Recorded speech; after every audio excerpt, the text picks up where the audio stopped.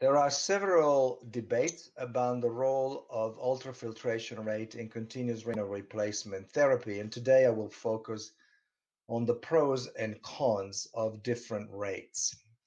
I have received grants from Baxter and B. Braun, and these are my only conflict of interest concerns. There are a few things that we know about acute renal replacement therapy in ICU. We know that getting the dose right is important, and this issue has been addressed by two big trials, the renal trial and the ATN trial, and we now have a consensus view about the effluent flow rate to maintain the correct dose. We have data on what is the best anticoagulation to prolong filter life, which was addressed by a nice citrate trial by the ANZIC's clinical trials group. And citrate is clearly the best way of prolonging filter life whenever it can be given.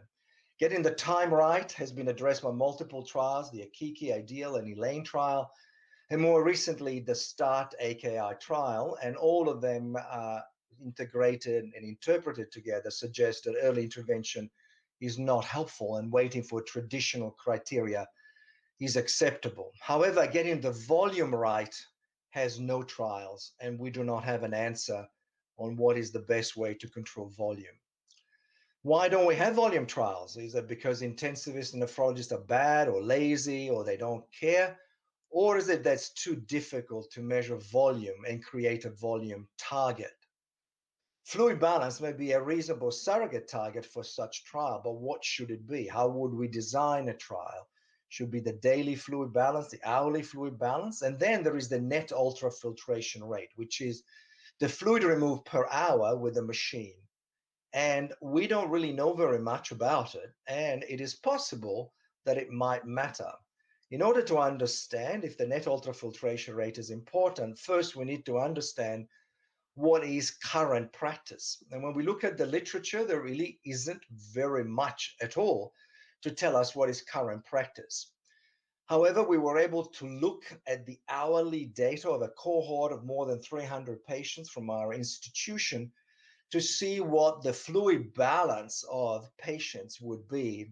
And you can see that for the first 21 hours, the fluid balance remains positive, and it's only after that that we start achieving a negative fluid balance by means of a significant net ultrafiltration rate.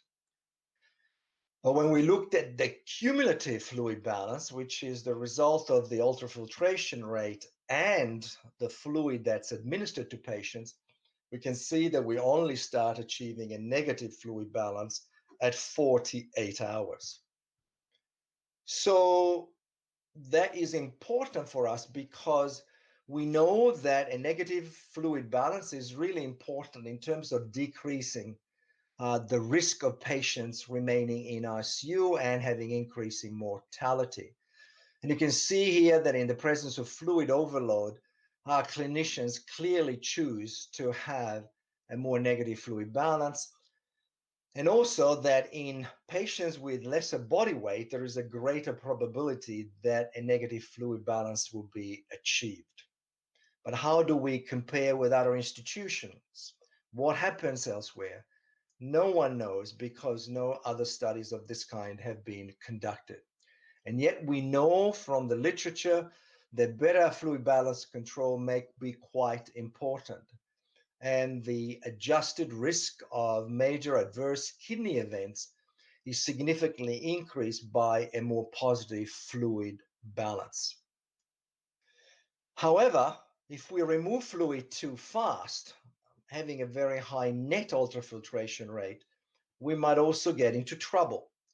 So on the one hand, having a positive fluid balance is a problem. On the other hand, taking fluid off too fast may be a problem. And you can see here that even during continuous renal replacement therapy, a more aggressive ultrafiltration rate is associated with a significant degree of myocardial stunning. Would that kind of stunning, that kind of effect be visible to us?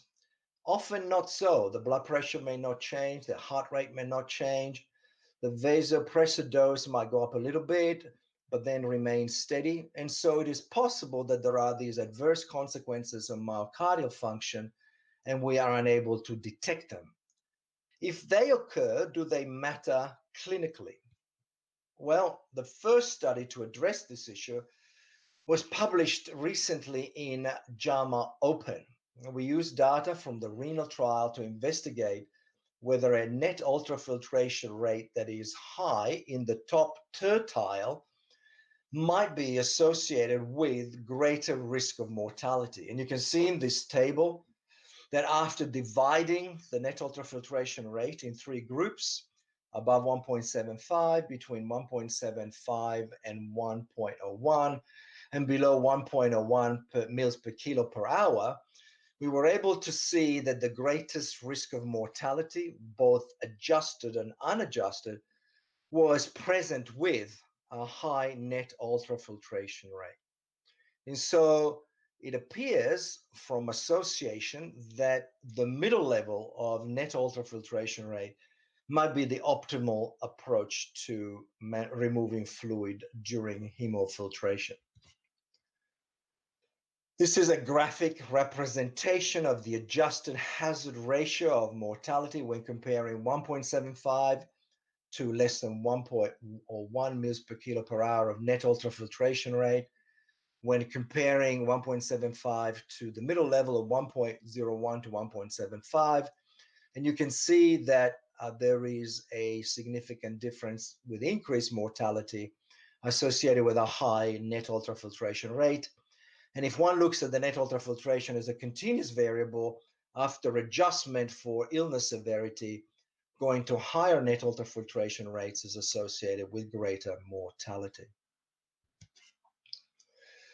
Now, other things happen with a higher net ultrafiltration rate, and one of them is that there is a significant increase in hypophosphatemia. So this kind of intervention leads to more episodes of hypophosphatemia, and so there is a link with another adverse event beyond the mortality, which might explain one of the mechanisms behind the adverse effects associated with a high net ultrafiltration rate.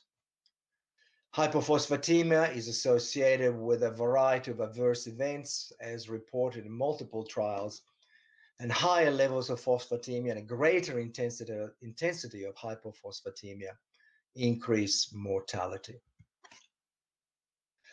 One of the important things about any finding is to decide whether it can be replicated by additional studies. So we went and studied our patients. This is a cohort of 347 patients where we had granular hourly data on net ultrafiltration rate to see if, again, the patients with a higher net ultrafiltration rate after adjustment were more likely to die.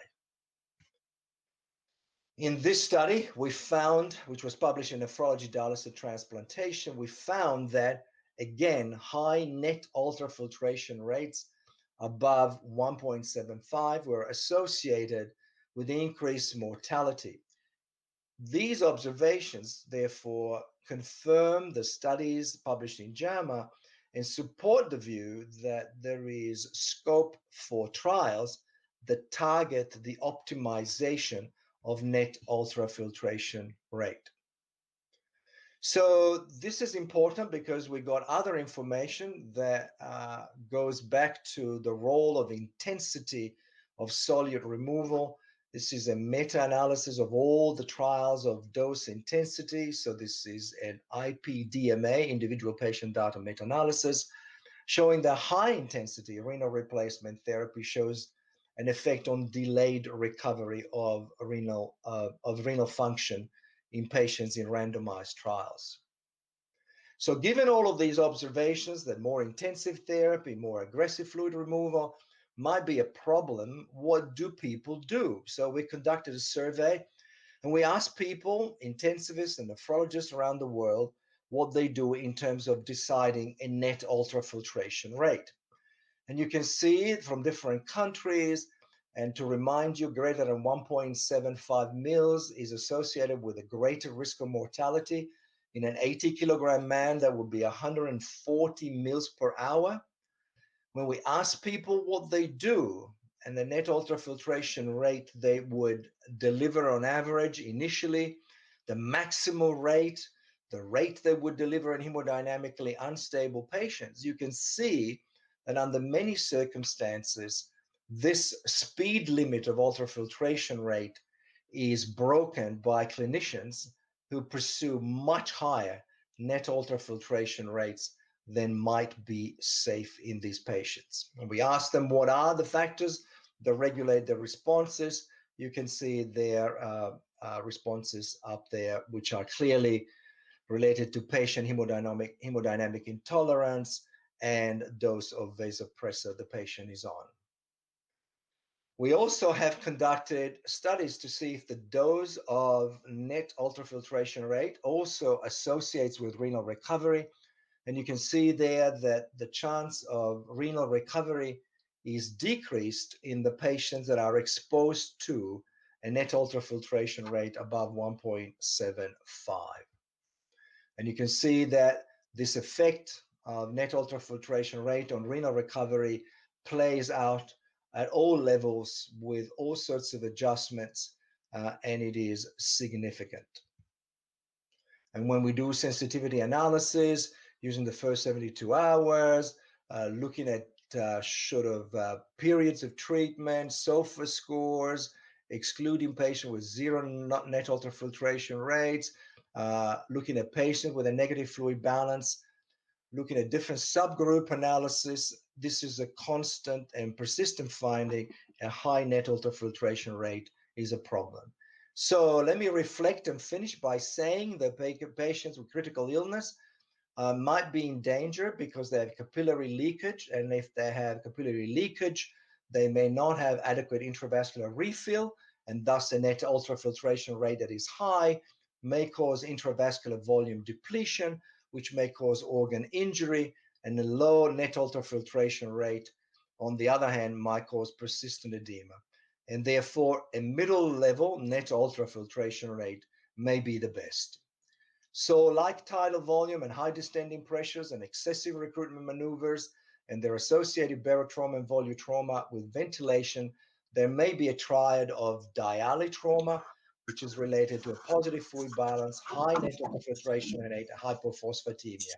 We need to study this aspect of fluid balance management and net ultrafiltration carefully, and we need to do comparative study to address the issue of dialytrauma.